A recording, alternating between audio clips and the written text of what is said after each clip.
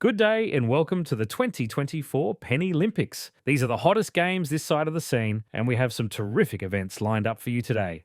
My name is Paul Windsor, and with me in the booth is Miss Brittany Locks. Hello, Brittany.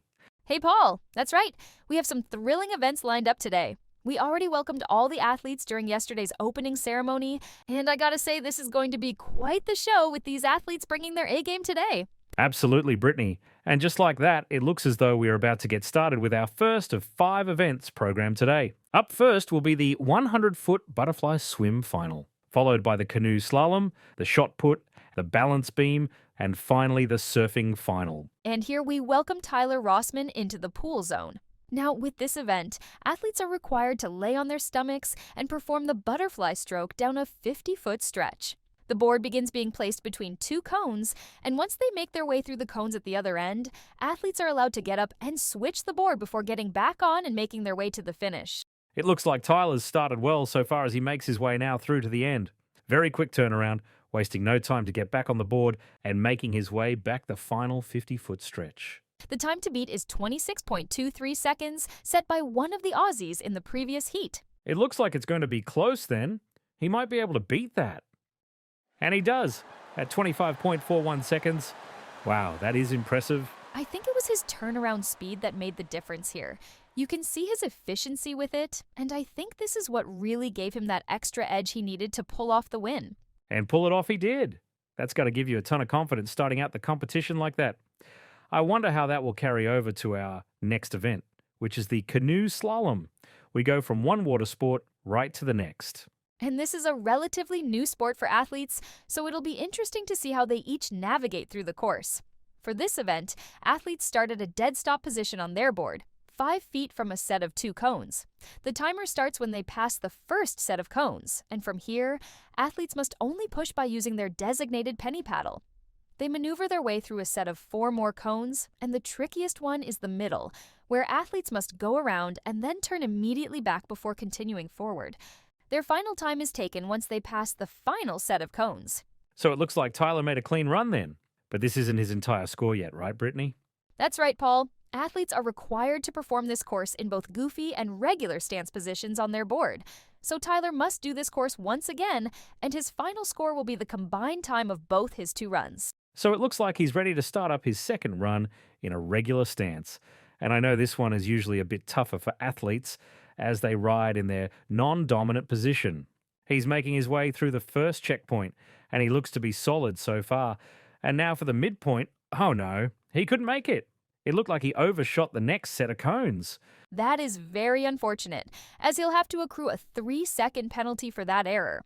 On our replay, it looks like his angle coming into the middle set was off, and he just couldn't turn in coming back. This will likely take him out of the running for this event, even though he's still allowed another run.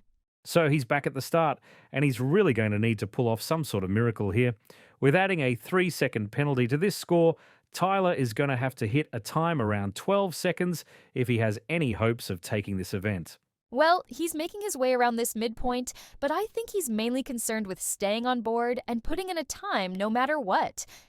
Finishing in a time of 16:86 is good, but with that penalty, his second run will officially clock in at 19:86. This means his 2 combined runs will put him in 5th place in the standings. And with that, we turn our attention to our next event, which is the shot put. Tell us, Brittany, how does this event work? For the shot put, athletes start with their board between 2 cones while holding a 10-pound medicine ball.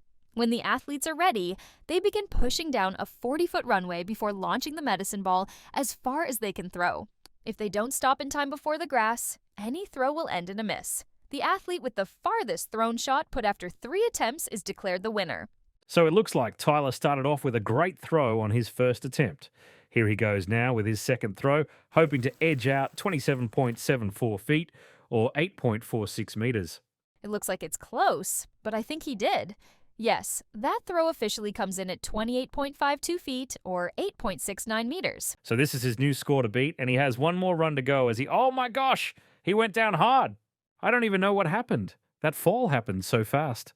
From the slow-mo cam, it looks like his back foot came off slightly when he was adjusting his front foot after his last push. This turned the board just enough, and there wasn't much he could do from there. I really hope he's okay and can continue the competition. Are you hearing any updates from the field? So, unfortunately, he is not going to be able to redo his third attempt, but I just received news that he is cleared to continue competing. Well, aren't we glad to hear that? I wonder if this fall will shake his confidence, though, as we transition to our fourth event of the day, the balance beam. For this event, athletes are tested on both balance and control as they perform a routine on their board. While working through this, they must not move off either their board or the beam itself, otherwise, they will be heavily deducted on their total score. And just like that, Tyler came in with a nice save as his routine is underway. I know that the judges like to see as many position changes as possible, so we'll see how many Tyler can come up with. Yes, the judges really like not only jumping, but also single leg balancing, as these are the most technically challenging moves to perform. Tyler's experiencing a bit of a wobble right now, but is maintaining control and doing really well on his single leg squats. The judges are going to have to like this. And here comes the final leg extensions in his routine. The straighter you can make your back leg, the higher degree of difficulty it becomes.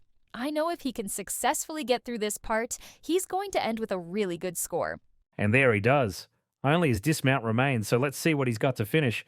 And ooh, not the cleanest stick in the landing, but I still really liked his execution overall.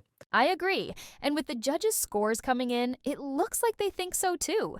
A total score of 14.33 is going to put Tyler in an outstanding position going into the final event of the day. This has been exciting so far, and with one last event, I know surfing is not going to disappoint either. That's right, Paul. For our final event of the day, athletes must ride their board as close to the bushes as possible and are judged on overall speed, maneuverability, proximity to the edge, and style. But weren't they originally going to be riding surf skates for this event? That is correct, but officials wanted to make it even more challenging to surf by giving them an improper surf skate. That's why most athletes adapted by loosening their trucks to carve and turn better, like Tyler just did on his first run. Yeah, you can see him in a deep squat position, which seemed to allow him to grab his board easily as he carved along his line. This section right here was probably his best position. He brushed up against the bushes but was able to keep control, which is what the judges like. And like it, they did. A score of 7.65 out of 10 is a fantastic way to start your first run. It'll be interesting to see if he approaches it the same on his next run, which must be completed in a switch stance, correct? Yes, athletes are judged on their combined scores in both goofy and regular stance positions. He fell off, as you were saying that I was not expecting him to go down suddenly.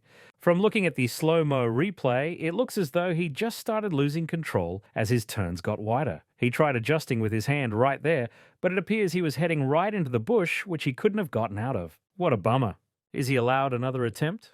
Yes, athletes have 5 minutes total with both stances to put in a score.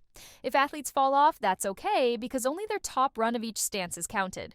Because Tyler had a clean goofy run, all he needs is one clean regular run to be back on top. So here goes with his second attempt, but I gotta say, he's not looking consistent with it, and see right there, he falls off again. It looks like he starts losing control as he carves and starts overcorrecting himself. He again tries to slow down with his hand, but it's too late, and he knows he's running straight into the bush. With time winding down, it seems he will only be able to have one more crack at putting in a score. Ah, man, this is nerve-wracking. Will he be able to stay on, or will this third attempt end in another fall? Here he goes, catching his 2-push wave to start, and it seems like he's keeping a narrower line in order to keep more control over his board. He got past the area that gave him the most trouble, and it looks like he can do it. He's maneuvering quite well, and look at him work to make it to the end. Way to go, Tyler. You did it. And with that, the judges gave him a score of 6.12, making his combined total of 13.77. Awesome job to Tyler for finishing on a high. So that will do it for the 2024 PENNY-LYMPICS.